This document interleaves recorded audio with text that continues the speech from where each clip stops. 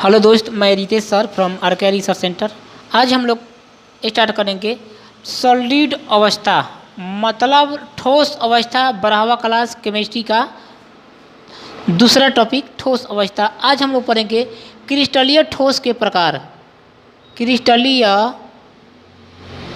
ठोस के प्रकार। क्रिस्टलीय ठोस के प्रकार।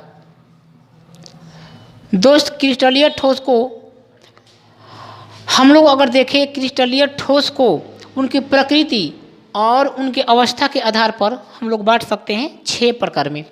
पहला ठोस मेरा आएगा दोस्त आयनिक सॉलिड। क्या आएगा? आयनिक सॉलिड। आयनिक सॉलिड, इसको बोलेंगे आयनिक ठोस। आयनिक ठोस। आयनिक ठोस। ये आयनिक ठोस क्या है मेरे दोस्त, समझने की कोशिश करिए। ऐसा ठोस जो धन आयन एवं ऋण आयन की सहायता से बनाए जाते हो वो क्या होता है? आयनिक ठोस। बट डिपेंड करता है आयनिक ठोस में, आप ये ध्यान दे दीजिएगा कि हमेशा धन आयन का साइज ऋण आयन के साइज से क्या होगा? छोटा होगा। जो धन आयन का साइज होगा ऋण आयन के साइज से क्या होगा? हमेशा छोटा होगा। इन्हीं की वजह से इनमें क्या होता है? हर बार प्रेरणिक प्रभाव उत्पन्न होता है, इंडक्टिव इफेक्ट उत्पन्न होता है। जैसे लीजिए दोस्त कि NaCl, NaCl, Na+Cl क्या हो जाएगा? KCl। तो ये जो ठोस होता है ना, ऐसे ठोस जो अपने आयनों से मिलकर बनते हैं, प्लस और माइनस आयनों से मिलकर बने होते हैं, प्लस और माइनस आयनों से मिलकर बने होते हैं, ये क्या होते हैं? आयनिक ठोस होते हैं। और ये आयनिक ठोस पहले तो देख लीजिए, ये Na+Cl जो रिएक्ट कर रहा था तो NaCl बना दे रहा था। ये क्या था? सोडियम। ये क्या था? धातु था। और ये क्या था? क्लोरीन, एक गैस था। यानी जो ठोस होते हैं मेरे दोस्त, आयनिक ठोस होते हैं। ठोस उसमें क्या होता है? उस ठोस में जो गैस के अणु होते हैं साम्य अवस्था में आ जाते हैं, यानी उसमें क्या होते हैं? समा जाते हैं। यानी अगर मैं बात करूं तो अगर उस ठोस को फिर हीट किया जाए, उस ठोस को अगर हीट किया जाए तो फिर क्या निकलेंगे मेरे भाई? इसमें अगर मैं हीट कर दूं तो Na+ और Cl- आयन के रूप में टूटेगा। तो दुनिया का कोई भी ठोस पदार्थ हो वो गैस को अपने अंदर क्या करके रखता है? सम्मोहित करके रखता है, सम्मिलित करके रखता है। ऐसा नहीं है कि ये कोई भी दुनिया का, अगर ये आपके सामने ठोस है तो इसको अगर मैं हीट कर दूं तो क्या होगा दोस्त? ये गैस देना शुरू हो जाएगा, ये पिघलना शुरू हो जाएगा, जलीय और गैसीय अवस्था में आ जाएगा। ठीक है।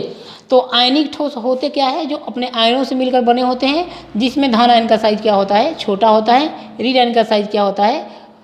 बड़ा होता है। लेकिन अगर मैं बात करूं कि आयनिक ठोस का नेचर क्या होता है, तो आयनिक ठोस जो होते हैं मेरे दोस्त विद्युत के कुचालक होते हैं। कब? जब तक ये ठोस अवस्था में है ये क्या होंगे? विद्युत के कुचालक होंगे। आप देख लीजिएगा, कोई भी आयनिक सॉल्यूट ले लीजिए, नमक हो गया, KCl हो गया। ठीक है। तो अगर मैं बात करूं कि इसको ये विद्युत के कुचालक क्यों होते हैं? क्योंकि इसमें आखिर में एक सवाल पूछा जाए कि आयनिक सॉल्यूट विद्युत के कुचालक क्यों होते हैं?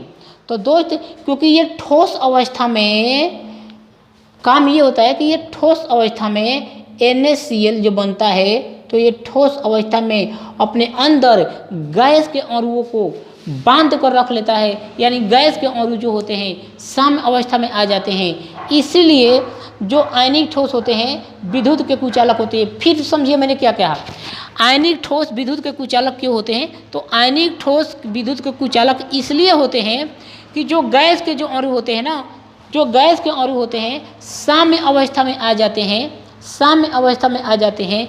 यानी ये जो उस ठोस में अंतराण्विक बल है, अंतराण्विक बल, ये गैस के अणु क्लोरीन के बीच में लगने वाला जो अंतराण्विक जो वांडरवाल बल है, एक कमज़ोर बल है, जबकि ये आयनिक जो बंधन है एक मजबूत बंधन है। और ये जो कमज़ोर बंधन है इसमें क्या होते हैं? आसानी से अपना कमजोरी, माने ये क्या होता है?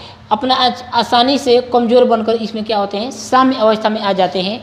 ना तो गैसीय, ये जो गैस है अपनी गैसीय अवस्था पर, ये ठोस है अपना गैसीय अवस्था प्रदर्शित नहीं कर पाता है।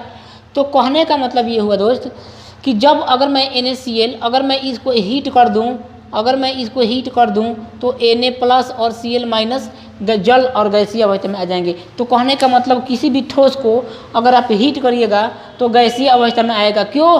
क्योंकि उसके अणु जो होंगे ना गतिशील हो जाएंगे, उनके बीच का जो प्रभावी टक्कर है वो क्या हो जाएगा, बढ़ जाएगा। ठीक है, तो ये होते हैं आयनिक ठोस।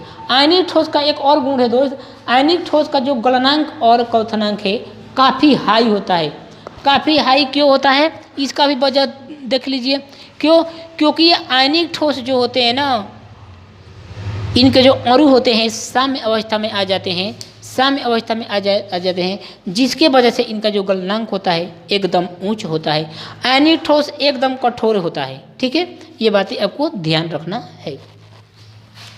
चलिए दूसरा ठोस मेरा आ गया दोस्त, दूसरा ठोस मेरा आ गया